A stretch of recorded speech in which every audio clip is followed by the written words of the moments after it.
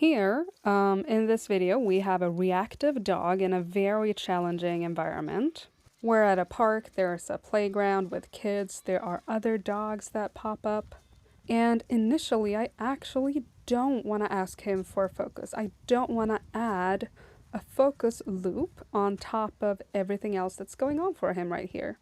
He just got out of the car, and if we just pay some attention to what he looks like, we notice the tail carriage, we notice the kind of quick, jerky movements that he does. He's about to fall into a canter, licking his lips.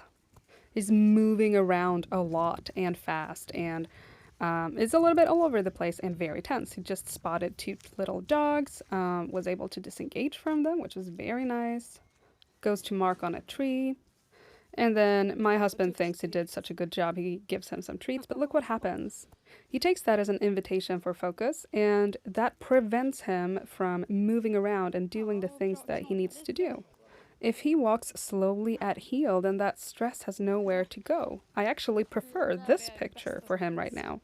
I want him to get rid of that stress and to deal with it before I ask him for focus.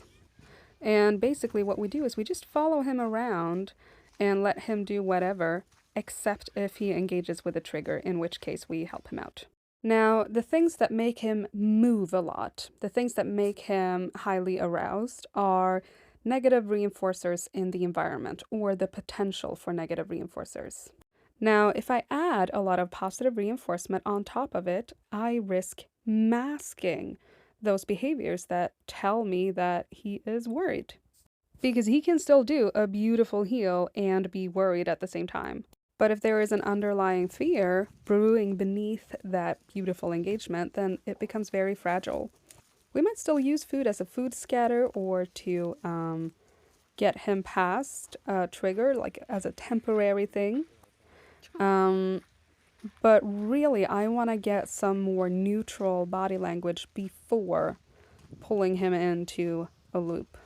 But I don't want to get in the way of the sniffing and the marking and the looking at the environment. I want him to do those things so that then we can add some more positive reinforcement. Now that he's looking and moving a little bit softer, we try a little bit of a loop. Just the fact that he's able to stand still like this, is a bit of a difference compared to in the beginning of this clip. And this loop is just tossing food and seeing if he asks for more. And the way that he asks for more is by just sticking around. It's not really eye contact. It's just being in that area. Just a couple of treats and then a release cue just to gauge how hard that was for him. And here he actually checks in a little bit. The response to the release cue tells me how tense he is. If the dog takes off with a lot of intensity and there's a lot of marking and sniffing, then we can assume that being asked to do this healing thing was stressful. But his response was pretty benign, like he kind of went off in a trot for a few steps and then checked back in. And now his body language and his pace is just completely different compared to at the beginning of the clip. So we start asking for some cues. And it's just to kind of check, are you hearing what I'm saying? Do you want to engage? These are things we would not have been able to do 5 minutes ago.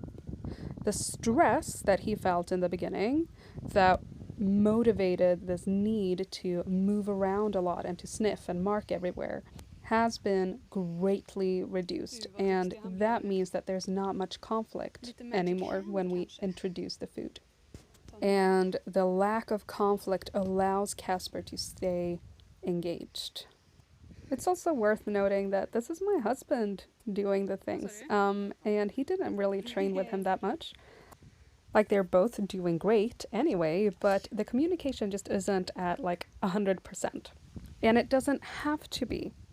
If we allow the dog to kind of feel the feelings and don't prevent them from doing all of their things that they need to do on the way down from that higher state of arousal, there's just going to be a lot less resistance and conflict once we do ask for some focus. And it makes it a lot easier for both the dog and the handler.